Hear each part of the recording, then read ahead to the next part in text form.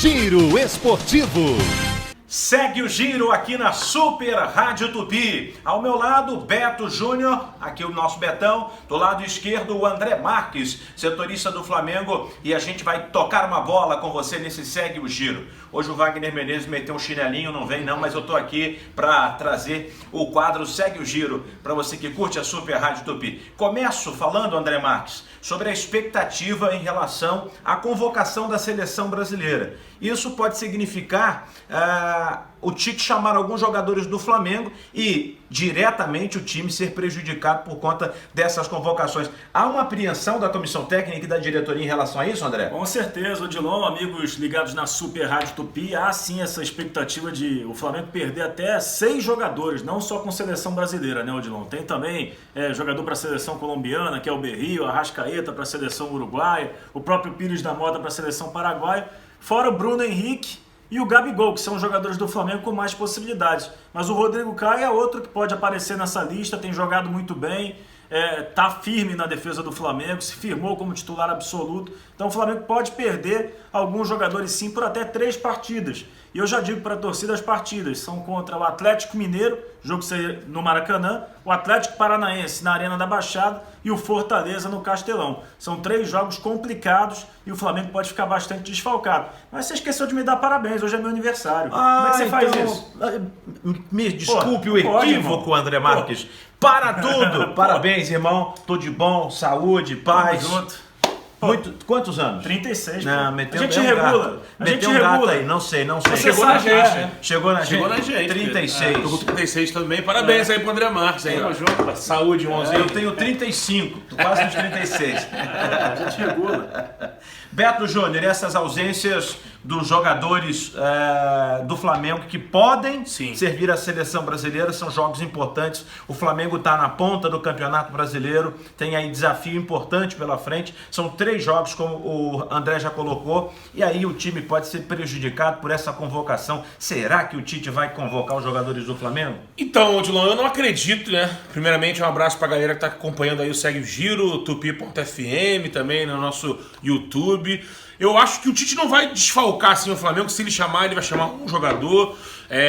O André citou os jogos, especificamente são jogos do Campeonato Brasileiro. Então, de repente, ele deve fazer ali uma política, um de cada clube. Aí tem que pensar em Palmeiras, se tem algum jogador selecionável, no Grêmio, nos principais concorrentes, para haver um equilíbrio ali e não ter reclamação. Eu acho que o Tite vai nessa. O Tite é experiente, né? Não vai amarrar o bode dele aí, não convocar 3 do Flamengo, aí um do Palmeiras, um do Grêmio. Acontece o Flamengo se sente prejudicado e aquela confusão. Mas eu queria entrar em outra discussão, que é como que o calendário, sendo particular aqui no Brasil, diferente da Europa, diferente do mundo do futebol, nosso calendário é diferente, como isso atrapalha a nossa seleção. Se nosso calendário fosse pareado, aí fosse igual ao europeu, nesse momento, teoricamente, que a gente não sabe também, cabeça de dirigente é complicado, nós pararia tudo. Pelas datas, né? Como é lá fora, data FIFA, aquela semana de jogo da seleção local, não tem jogo nenhum, todo mundo para. O Tite poderia ter a oportunidade, nesse momento, de usufruir de um campeonato brasileiro que está contando com jogadores selecionáveis e podia formar uma base da seleção, ou uma base para testes, né? Com uma base do Flamengo, do Grêmio, pegando aí Flamengo, Grêmio e Palmeiras, por exemplo. 3 equipes que estão aí no topo do Brasil nos últimos anos. Poderia fazer uma seleção como os europeus, como na Itália, por exemplo. Dificilmente tem um jogador da Itália fora do campeonato italiano. E aí você não perde escola, você não perde a característica daquela escola local, porque você não vai pegar 11 jogadores que estão na Espanha, na Itália. Para você ver como é que essa deformação do calendário também atrapalha a nossa seleção brasileira.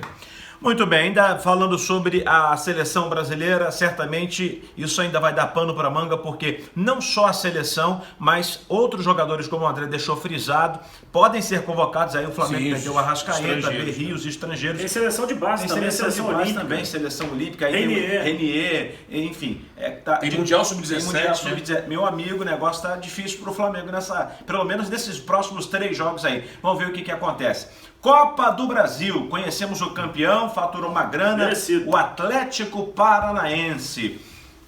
O que te pareceu, André Marques? Bem, eu acho extremamente justo o título do Atlético Paranaense. Foi a melhor equipe ao longo da competição. Um time muito bem treinado pelo Thiago Nunes. que se mostra um técnico com presente e com futuro, né? Tem só 39 anos, é um cara bastante experimentado e armou o time muito bem nos jogos contra Flamengo, Grêmio e Internacional. Tem muito mérito nesse título o Thiago Nunes, o Atlético que tem grandes jogadores, o Nicão, o Rony, o Cirino fez uma jogada espetacular ontem no jogo contra o anteontem no jogo contra o Internacional, passou no meio de 3, drible de caneta ali, de calcanhar. Então, assim, eu acho que está em boas mãos e o Atlético tem muito para crescer ainda. Eu acho que a gente ainda vai falar muito do Atlético Paranaense nos próximos anos. É um título inédito da Copa do Brasil que o Atlético conquista, levando essa conquista para o estado do Paraná, em especial para a cidade de Curitiba, que é a capital paranaense. Eu confesso, eu disse isso, que eu estava torcendo pro Internacional. Tenho mais simpatia pelo Inter, independente da conquista do título, respeito, parabenizo o Furacão pelo feito. O que te pareceu, Betão, essa conquista do time do Atlético Paranaense?